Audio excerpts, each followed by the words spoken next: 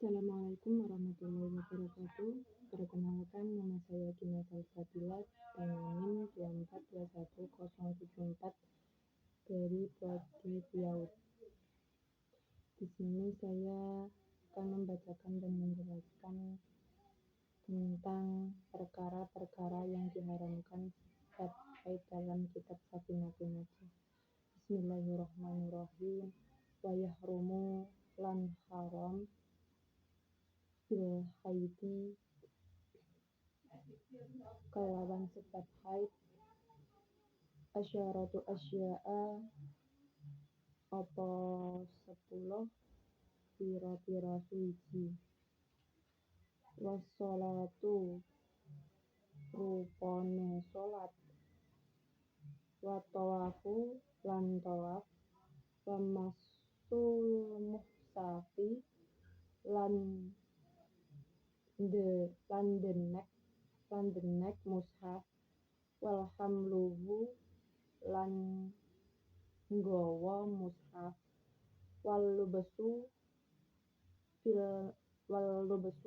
lan menang fil masjidi ing dalem masjid wa qiraatul qur'ani lan maca Qur'an wasaumu lan puasa wattawafu lan wattalaku lan talak wal mururu lan lewat fil masjidi ing dalem masjid in khofat lamun wati-wati sapa wadon talwiyatu ing ngotori masjid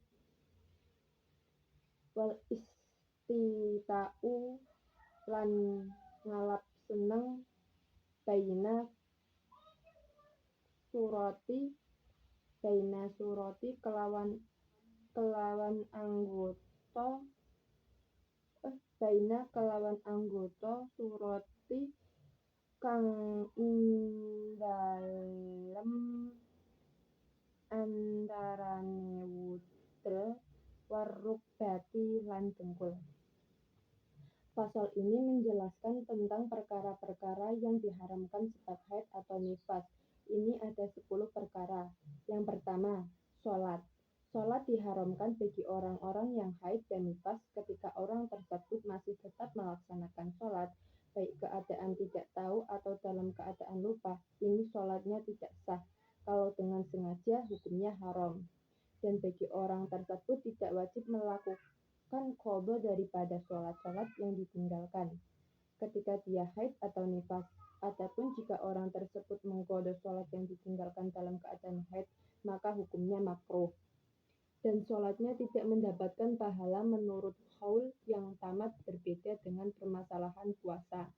Dalam sholat tidak diperintahkan mengqadha sholat yang ditinggalkan ketika haid, tapi dalam permasalahan puasa, wanita ini wajib mengqadha puasa yang ditinggalkan ketika dalam keadaan haid. Perbedaan tersebut berdasarkan karena ketika seorang wanita diwajibkan mengqadha semua sholat yang ditinggalkan pada waktu haid, ini akan memperberat dan ada unsur dzarab. Berbeda dengan puasa. Kalau puasa justru tidak memberatkan kepada wanita untuk mengqadha. Di situ Aisyah berkata, kami dahulu juga mengalami haid, maka kami diperintahkan untuk mengqadha puasa dan tidak diperintahkan untuk mengqadha sholat. Yang kedua, tawaf. Tawaf sama dengan sholat, perbedaannya di dalam sholat tidak diperbolehkan berbicara. Kalau dalam tawaf diperbolehkan berbicara. Selain itu, di situ dalam praktek tawaf ini selalu dan pasti berada dalam masjid, yaitu Masjidil Haram. Yang ketiga, menyentuh mushaf. Tidak harus dengan telapak tangan. Maksudnya, daripada menyentuh ini tidak harus dengan telapak tangan seperti halnya masalah mashu yang berada pada perkara yang membatalkan wudu. Mashu yang berbeda dalam permasalahan perkara yang membatalkan wudu ini harus menggunakan telapak tangan.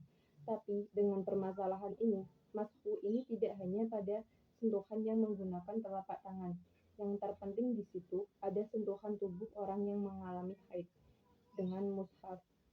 Pengertian mushaf ini setiap perkara yang ada tulisan Al-Quran yang tujuannya untuk dirosah atau menderes. Bagian-bagian yang haram disentuh diantaranya adalah sisi daripada mushaf atau bagian yang kosong. Begitu juga menyentuh sampul daripada Al-Quran ini tidak boleh bagi orang yang mengalami haid. Menyentuh menggunakan lapisan, contoh sarung tangan, ini tidak boleh dan dihukumi haram baik sarung tangan itu tipis maupun sarung tangan itu tebal. Menyentuh dan membawanya itu tidak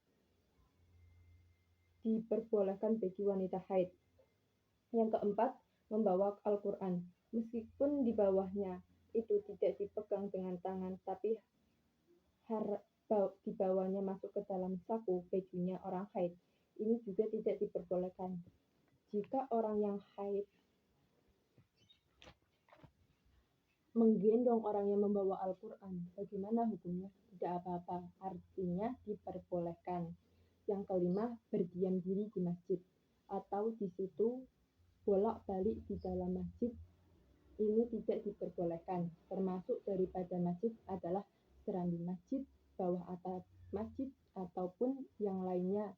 Pengertian daripada masjid adalah perkara yang wakafkan sebagai masjid. Yang keenam, membaca Al-Quran. Imam Nawawi menerangkan bahwa orang yang haid ini haram membaca Al-Quran, baik itu satu ayat, kurang dari satu ayat. Diperbolehkan bagi orang yang junub atau orang yang haid untuk melafalkan Al-Quran dengan hati tanpa mengeluarkan suara. Yang ketujuh, puasa bagi orang mengalami haid yang mengalami nifas ini hukumnya haram. Haram tersebut ketika orang haid atau nifas diniatkan melakukan puasa ketika dia dalam keadaan haid atau nifas, ini haram. Adapun ketika orang tersebut tidak niat melakukan puasa, tetapi dirinya ini tidak makan dan tidak minum seperti halnya orang puasa, hukumnya tidak haram karena orang tersebut tidak memiliki predikat orang yang puasa. Yang kedelapan, talak atau tolak atau menceraikan. Ini macam-macam, ada talak itu hukumnya wajib. Ini terjadi ketika di situ ada seorang suami bersumpah tidak akan menggauli istrinya selama 4 bulan, dan ketika sudah habis masanya 4 bulan di situ seorang suami itu dituntut antara dua perkara.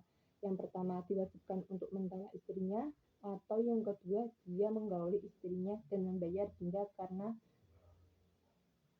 mengingkar sumpah yang diucapkannya. Ini hukum talaknya wajib. Talak sunnah itu mentalak seorang istri yang mana istrinya ini memiliki sifat-sifat yang tidak baik. Makruh, hukum asal daripada talak. Perkara yang halal dibenci oleh Allah adalah talak. Talak yang haram ketika di situ melakukan talak terhadap istrinya yang masih dalam keadaan haid. 9. Berjalan melewati masjid, artinya masuk dalam masjid ini berbeda dengan orang yang junub. Kalau dalam orang yang haid ini lewat dalam masjid hukumnya haram. Kalau orang yang junub ini hukumnya tidak haram. Haram bagi orang haid karena ada kekhawatiran mengotori masjid dengan darah haid. Yang ke-10, melakukan istimak. Di antara bagian istimak pusar dan lutut, bagi orang yang haid haram melakukan istimtak bersenang-senang menikmati bagian yang ada di antara pusar dan lutut baik dengan adanya unsur syahwat maupun tidak. Istimtak tersebut bermacam-macam, ada dengan wati itu bersetubuh, ini hukumnya haram baik wati tersebut menggunakan kondom, tidak menggunakan barang tersebut.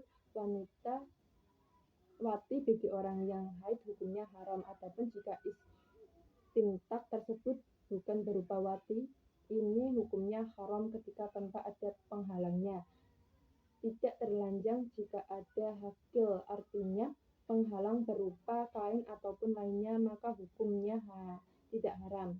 Tapi ketika wati baik ada penghalang ataupun tidak ada penghalang, hukumnya haram.